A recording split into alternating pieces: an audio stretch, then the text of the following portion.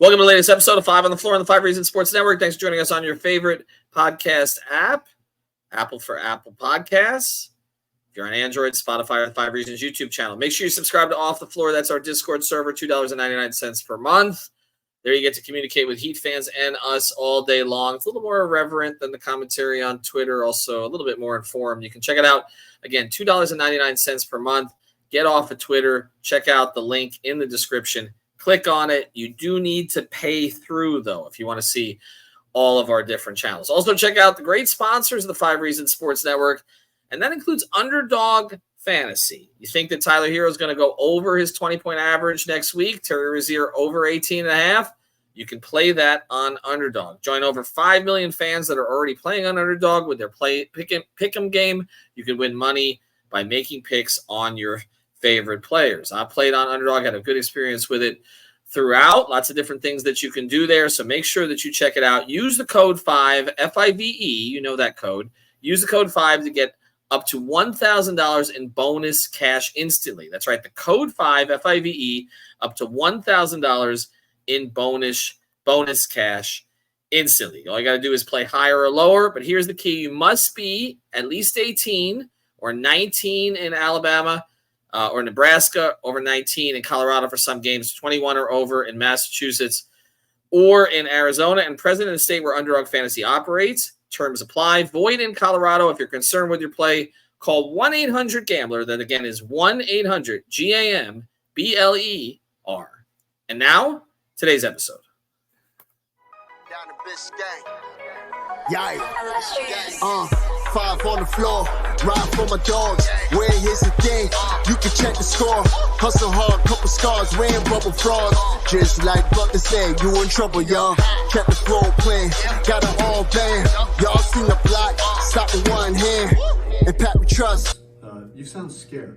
It's about have the guts, we're here to bring the heat. Y'all can hang it up. Welcome to 5 on the Floor, a daily insider show on the Miami Heat and the NBA, featuring Ethan Skolnick, Greg Sylvander, Alex Toledo, Brady Hawk, and others from the 5 Reasons Sports Network. Also, make sure to subscribe to Off the Floor for the most heat anywhere.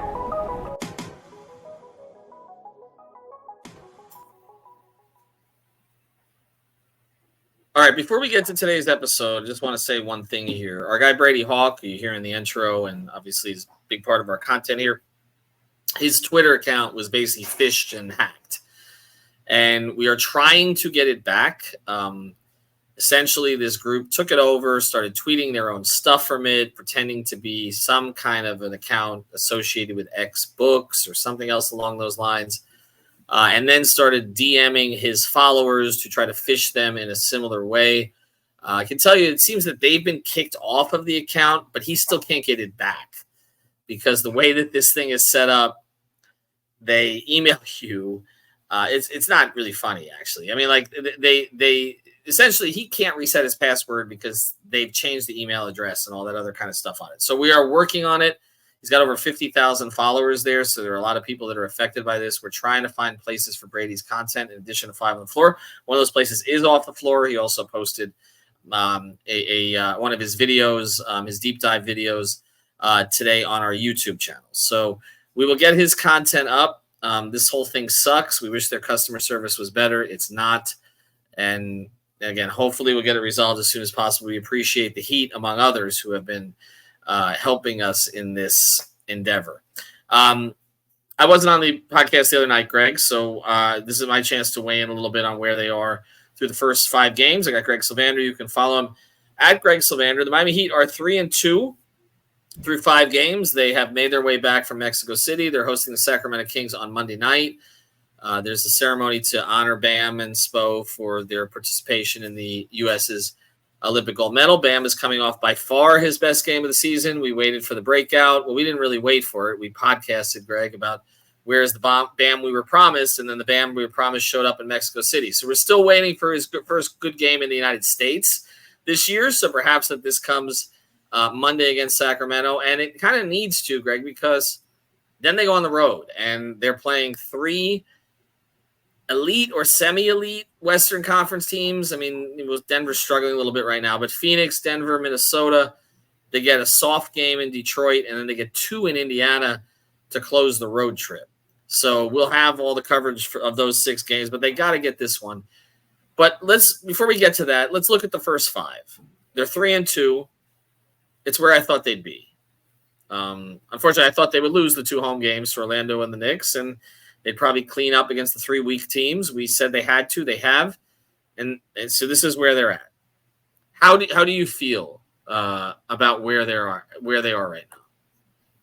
I mean, I'm kind of the same place I was to start the season, but I don't have crazy expectations just yet. I feel like so much has to go right for this team to actually reach that next tier in the Eastern Conference, and it's just too early to make firm declarations. But I guess I'd say what seems to be positive right now is that Bam had a good game, and that is something that I just feel like they can't escape the fact that Bam and Jimmy have to lead this, and it can't be so guard heavy with Terry and with Tyler. And so the more that I see that shift, the more confident I'll be. But you kind of hit on it. They're right where we expected them to be. It's a little too early to say that they have fallen off the path. It would have been nice to get, they were up 13 in the game against New York. Yeah. And so they had chances, and even in that game, or even if you think about halftime against Orlando, they were still in that game. They just need to play a full 48 minutes against those good teams, and that's the next step of this. The road trip's going to test them. 2 games in Indy is not fun at all. So there's still a lot of basketball to be played. I think that now it'll be interesting to see where Spo goes out on the road with the rotation. That's been kind of the theme, is that you don't know who the 9th guy's going to be overnight. If there had to be one thing that's been unpredictable about the start, it's that part of this. So now I'm interested to see with Sacramento up first, and then they go out on the road, if Alec Burks starts to get more minutes. So it's the interesting part of this is more at the back half of the roster, I think, because we're starting to see Bam get rolling. All right, so let's start to go through some of this, and I'm going to read out some numbers on this team to start the year. Not necessarily the team numbers, but the individual numbers. Tyler Hero's leading them in scoring at 20.8 points per game. His shooting splits are 48, 44, 78. He's averaging 5 rebounds, 4.4 assists in 30 minutes per night. Terry Rozier is second on the team in scoring, 17.2. Shooting 40% overall. That includes, though, 42.5% from 3 on 8 attempts. He's actually only averaging 6 2-point attempts per game, and he's shooting 36% on them, which you got to think that number is going to come up a little bit. He's 93% from the line, 4.6 rebounds, 4.4 assists. Jimmy Butler, third on the team in scoring, 17 points per game. He's shooting 48% from the floor.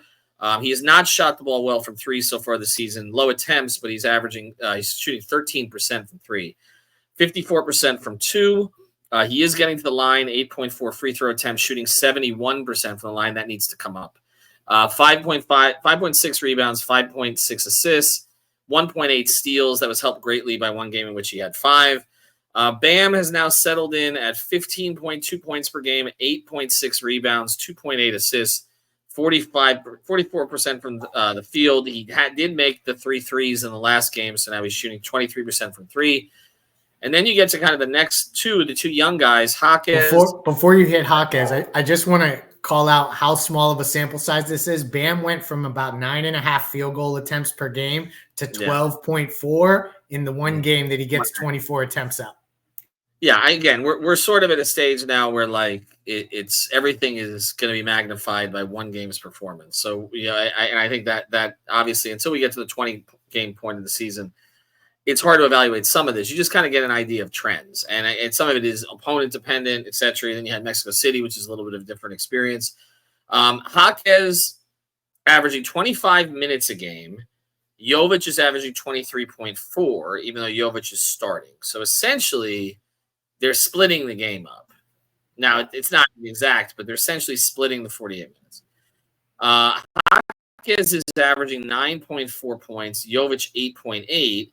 Hawkes is shooting 38% from the floor, even though he's made half of his threes. Jovic is at 43% from the floor. So Jovic has been much more effective. I don't think most people would have expected this. Jovic is shooting 60% from 2. Jaime's shooting 33%. I would think people would expect it to have been reversed. Jaquez is averaging 2.6 free throw attempts. Jovic is not getting the line. He's averaging 1 free throw attempt per game. Jaquez, though, is averaging 7.6 rebounds a night, 2.4 assists. Jovic averaging 5 rebounds and 2 assists. Just get to those two guys. Are you surprised? It seems like Jaime's struggling from inside the arc. Yeah, from 2, where you don't expect him to struggle. And I think something that jumps out early is that Jovic is getting he's at 40% on 5 attempts from 3. Yeah. Like that's good to see. If we're going to point to some positive things here, this starting group, I think the big question mark, everyone's been pointing to the backcourt over and over again.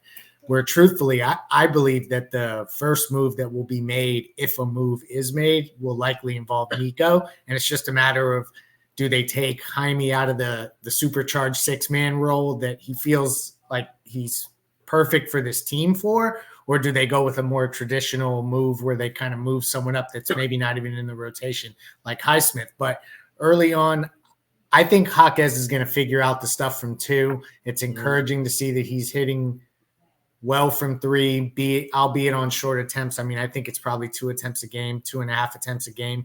So ultimately, I would like to see Jaime just be a little bit more efficient. And I think he's kind of learning his way with the group as a 6-man and kind of where he fits. Remember, throughout this preseason, they did the hockey substitution. So kind of the rotational aspects of this, they're still figuring out 5 games in. All right. So, first thing, I do want to make clear on this. Jovic is shooting 32% from 3 on 5 attempts. So he's 32%. He's shooting 60% from 2. So he's not at the percentage he was, but again, tiny sample size. Oh, I don't know what I was looking at there. No, My bad. So it's hard to evaluate that. Okay, I know where Heat fans are going to want to go here, that their biggest disappointment of the season is that Kel'el Ware's not playing, right? Like, is that what you would anticipate they would say? Yes, 100%. Okay. Because so much Thomas Bryant has been seen with no Kevin Love. Okay, right. So we haven't seen Kevin Love because of personal issues. We don't know exactly when he's going to be back. Thomas Bryant. Ian Duncan will be back on Monday. Okay, well, I'm good. I missed that today because I was watching the Dolphins again. But remind me not to do that anymore on Sundays. Although better performance for them than they've had in the past. But I how many years have been waiting for the Dolphins to pass the Heat in this market? And instead it's the Panthers who've done it. Okay, so Thomas Bryant played 5 games. He's averaging 14 minutes. He's shooting 53% from the floor, 44% from 3, averaging 3.6 rebounds. I know that doesn't account for the defense, which is not great, but I mean, his minutes have not consistently been horrible. But Ware has played in 2 games. He's played a total of 9 minutes. He's been a non-factor. We tried to tell you all. I don't know. Yeah, I don't know. I mean, and it's not that I don't like him as a player. I don't like what I saw in Summer League, but we tried to tell you all he was going to be behind Bryant in the rotation, even if Love was out, and that Spo just wasn't going to trust him early in the season, and that is where we are. So I just think fans need to get used to that. So to me, that's not the biggest disappointment right now. The biggest disappointments to me are Duncan Robinson, who did not make the trip to Mexico City, but in the 4 games he has played, has averaged 5.3 points, shot 27% overall, 22.7% from 3. Ooh. Averaging just 1 rebound a game and just half an assist a game. Like he doesn't jumps he's off averaging, the page. Not good. I mean, not good. He's averaging 16.3 minutes, but he doesn't seem to be hurt, but he looks like the production is similar to the player that was hurt at the end of last season. He just has not had the breakout game. He didn't have a chance to get it in game 5. So, and my other biggest disappointment this year is I don't know why Eric Spoelstra is not playing Haywood Highsmith consistently. Yeah. They paid him to play. Like, that's what, when you look at the way that the salaries break down, if you just think about it, to pay him in excess of $5 million on this roster, that means you're in the rotation somewhere. So it's just, particularly the way that this team wants to lean defense typically, like that's just the way that they operate. it's interesting to see Haywood Highsmith getting DNP's coach decision. Like I didn't expect that early. It's also with Sacramento coming up, and we talked about this a little bit ahead of the Washington game because they were such a high-scoring team. Sacramento is averaging 120 points a game. They're fourth in the league. So it'll be interesting to see if Highsmith in that matchup against Keegan Murray, DeMar DeRozan, if they call on him, because that you're right. Other than the Duncan kind of underperforming, and we hope it's not something physical and that it's just a slump of some kind, Haywood Highsmith not getting consistent minutes is definitely the story of the first 5 games if we're looking deeper into the bench. Pelle Larsson's played in a couple games now, did some good things last night. He's averaged 10 minutes, but again, hasn't been a big factor yet. Drew Smith's played in 4 of the 5 games.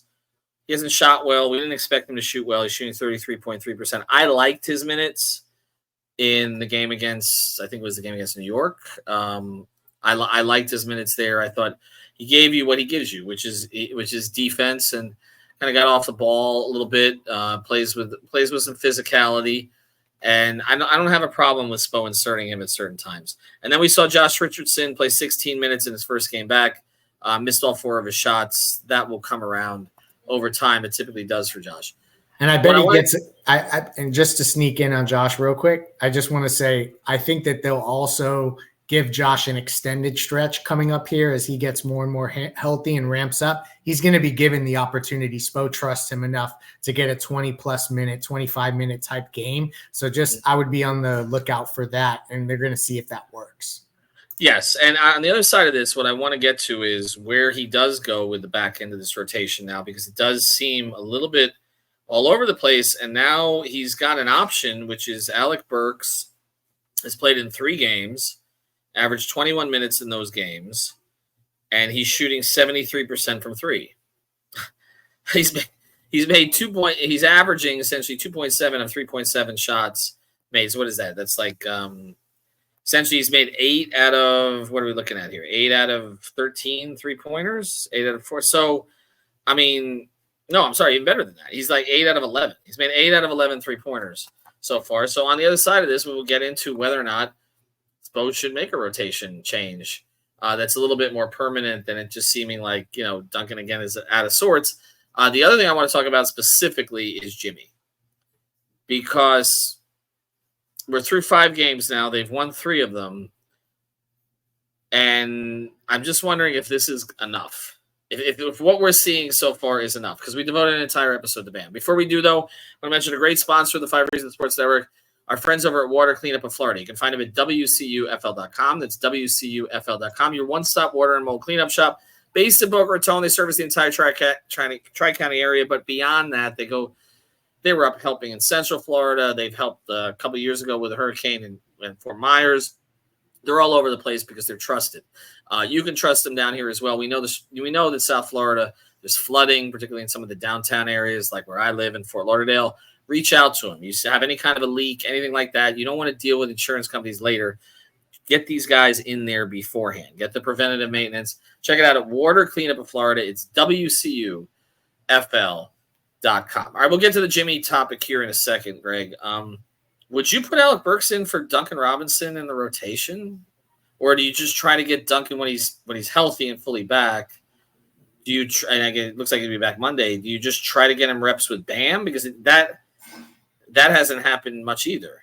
I don't think they abandoned Duncan Robinson unless there's something physically wrong just yet. But I do think that Burks may have worked his way into minutes where you could see 10 at times, especially as they try to get through these early months of the season.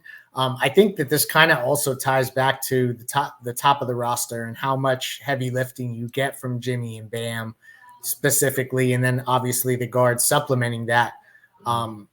But yeah, I think that they stick with Duncan. It's not necessarily a Burks for Duncan situation, but Burks may just get the opportunities because I don't know that Duncan's right. And it's hard to understand if it's the back or if it's just a slump. We didn't think it was the back heading into this. It didn't look like it was. So hopefully it's just, kind of a blip on the radar and he'll step right back in. And I just think he's been too big a part of what they've done for them to put him on the shelf just yet. I don't think they're going to have that quick of a trigger.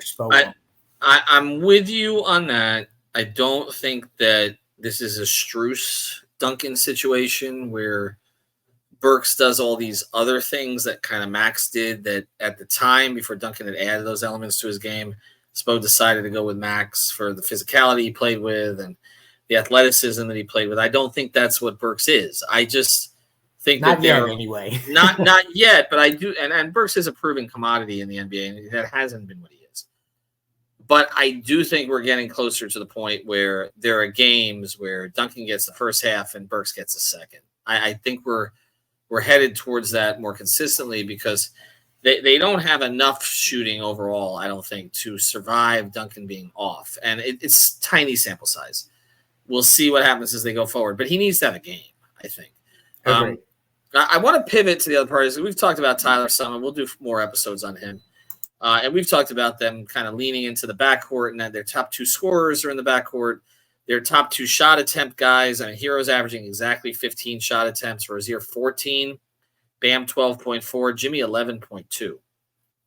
Hawkins is averaging almost as many shots as Jimmy. He's averaging 9. Is this enough? I don't see. To me, Jimmy at this stage looks like a good player. Mm-hmm. He's still a good player, but 50 million plus on a max extension. It's tough to justify it. It really is. But again, I think that he would argue, or his camp would argue, or anyone who would be in Jimmy's corner on this would argue that you're paying him for what he's going to do in the postseason. So eat enough innings throughout the regular season to get him there. But at some point, you have to see those flashes. And I think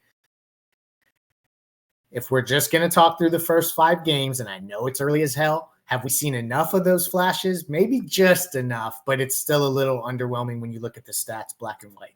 Since he's been so in the news lately, I want to just take a look at Dwayne at 35 again, because we've done. I know I've done this comparison before, but I want to see Dwayne's stats because when Dwayne at the end was a good player, he was not a great player. He by the end he was savvy and all, but Dwayne's last year averaging his final season with Miami at age 37, he averaged 15 points, 4.4 rebounds, and 4.2 assists in 26 minutes.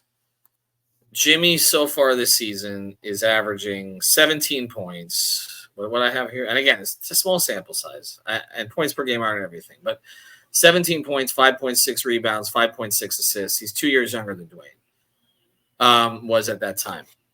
So slightly better, but nobody was paying Dwayne max contracts at the end of that thing. And that's, again, we're going to have to see some breakouts, like the Bam breakout. Like these guys are going to have to start taking turns showing what it is that they can do. And I know they want to do it in the collective, but I think to kind of get a feel for, all right, who you keep, who you don't keep, what pieces go together. Like you said, like I think Duncan has to show it again because he had a great regular season last year until 2/3 of the way into it when he got hurt, but we haven't seen him return to the level yet. And so you kind of have to see it. Tyler, I think we've seen a lot of the things that you want to see. Jaquez, I think some of the stuff inside the arc will get a little bit better. At least he's rebounding. He's doing some other things.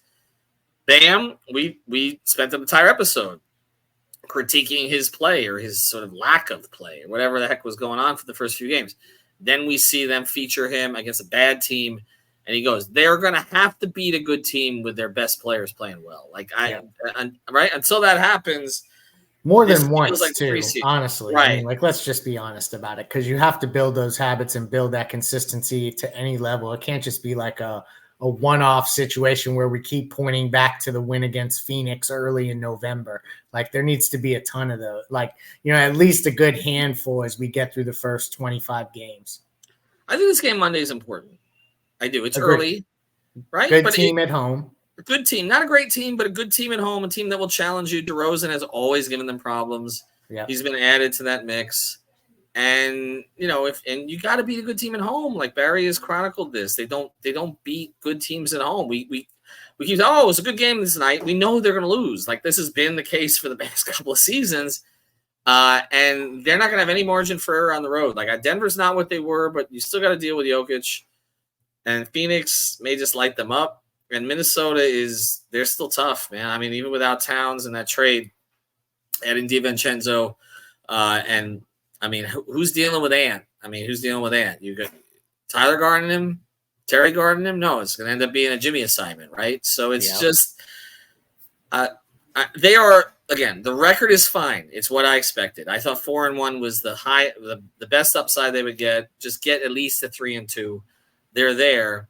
This is a bit of a swing game on Monday. You can't lose this game, go to 3-3, and then have a 1-5 trip, because then things are going to start getting really ugly really quickly. So we'll see how it plays out. Anyway, thanks, Greg.